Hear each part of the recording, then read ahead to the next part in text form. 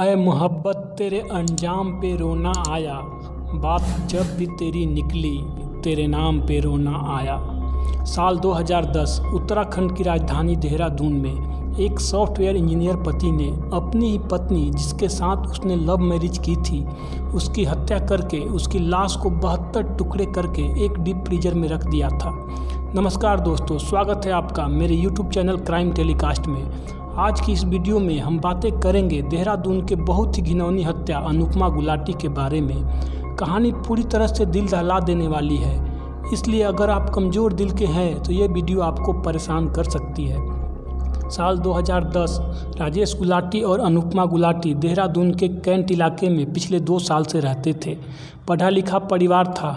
Rajesh software engineer था, जबकि अनुपमा ने भी MCA किया हुआ था। राजेश और अनुपमा एक दूसरे को स्कूल से ही जानते थे। साल 1992 से ही दोनों के बीच लव अफेयर चल रहा था।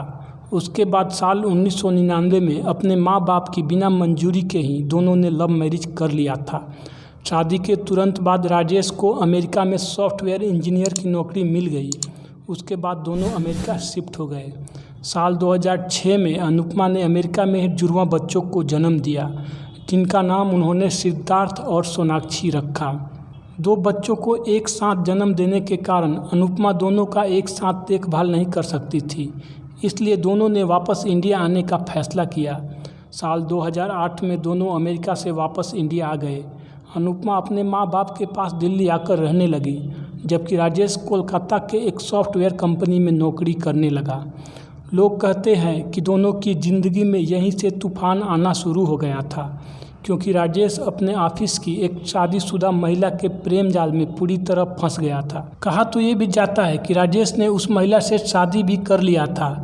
जिस तरह इश्क और मुश्क छुपाए नहीं छुपते, उसी तरह इस प्रेम कहानी की भनक भी अनुपमा को दिल्ली में बैठे बैठे लग गई। वो भागकर कोलकाता आ गई और वहाँ बहुत हंगामा करने लगी। मामला कोर्ट तक चला गया।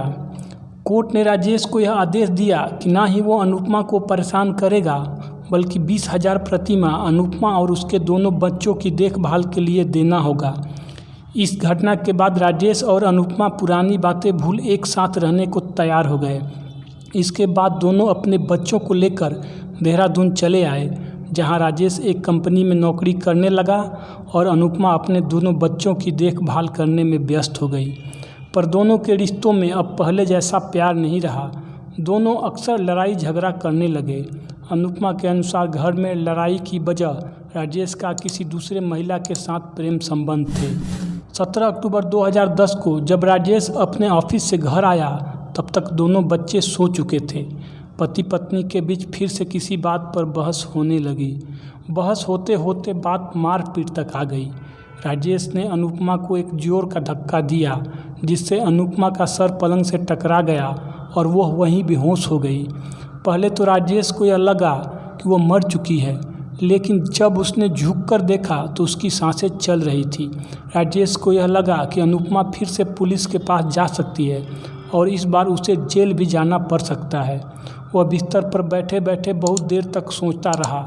फिर उसने मन ही मन एक खतरनाक फैसला किया। पास ही रखे तकिए से उसने अनुपमा का मुंह और नाक तब तक दबाए रखा जब तक कि वह मर नहीं गई। अनुपमा की लाश को उसने बाथरूम में छुपा दिया, पर वह जानता था कि आज नहीं तो कल सबको पता चल जाएगा और पुलिस उसे पकड़कर जेल में डाल देगी। वह जेल नहीं जाना चाहता था। वो लाश को ठिकाने लगाने के बारे में सोचने लगा। राजेश को हॉलीवुड की एक फिल्म की कहानी याद आई, जिसमें कातिल लाश को टुकड़े करके ठिकाने लगाता है। अगले दिन बाजार से वो एक कटर और एक डीप फ्रीजर खरीद लाया। बच्चों के स्कूल जाने के बाद उसने अनुपमा की लाश को काटकर 72 टुकड़ों में कर दिया और पन्नी में भरकर डीप फ्रीजर में रख दिया। बच्चे जब अपनी माँ के बारे में पूछते तो वो उनसे कहता कि वो दिल्ली उनके नाना नानी के पास गई है और जल्द ही वापस आ जाएगी। इधर दिल्ली में अनुपमा के माँ बाप और भाई रहते थे, जिनसे अनुपमा की अक्सर बातें होती रहती थी, जो जाहिर था कि अनुपमा के मौत के बाद बंद हो गई। अनुपमा का फ़ोन भी बंद आ रहा था। इधर बच्चे भी परेशान थे। अनुपमा के माँ बाप को राजेश ने यह बताया कि वह उससे लड़ाई करके गई है, कुछ दिनों में वापस आ जाएगी। पहले भी एक बार ऐसा कर चुकी है। इसलिए अनुपमा के माता पिता ने ज़्यादा जोर नहीं दिया।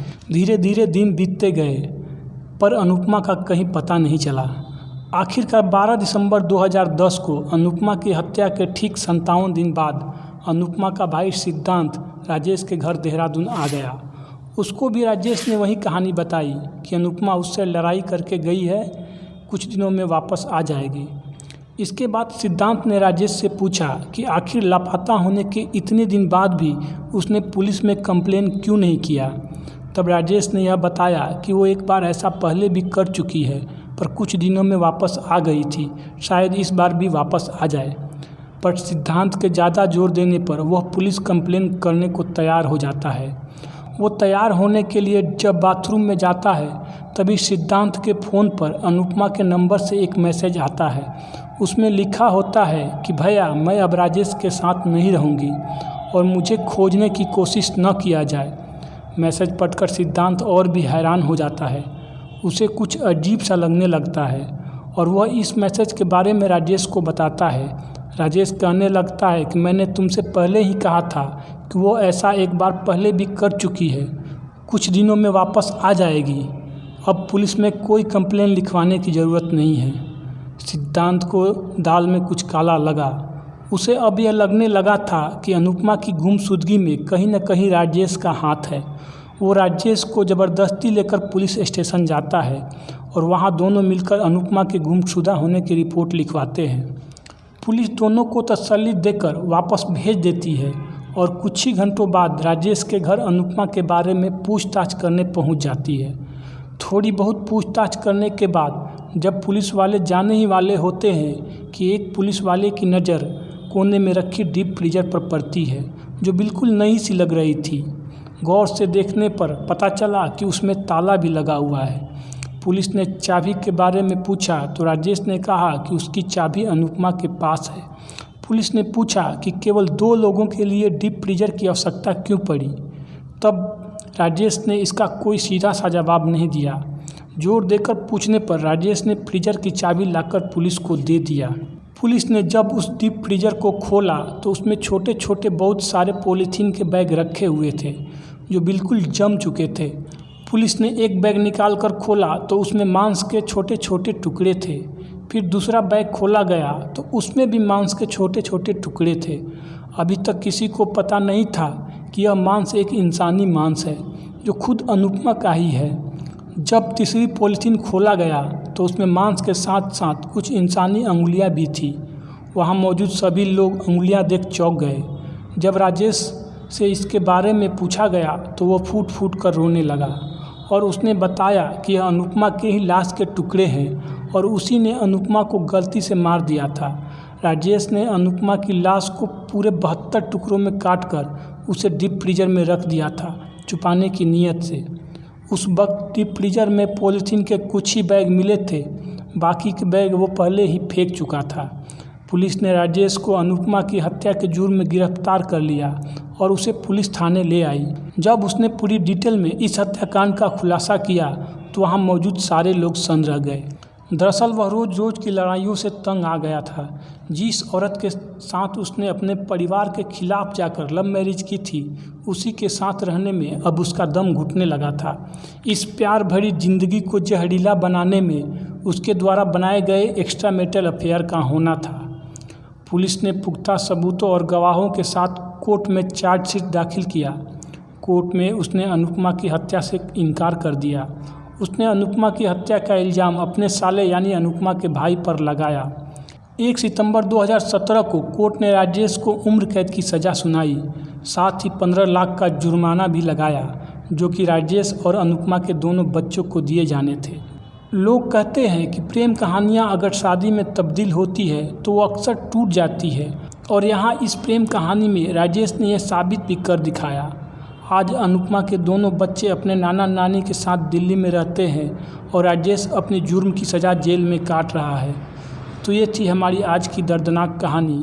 अगर कहानी पसंद आए तो इसे लाइक करें, चैनल को सब्सक्राइब करें और वीडियो को शेयर करें। नमस्कार।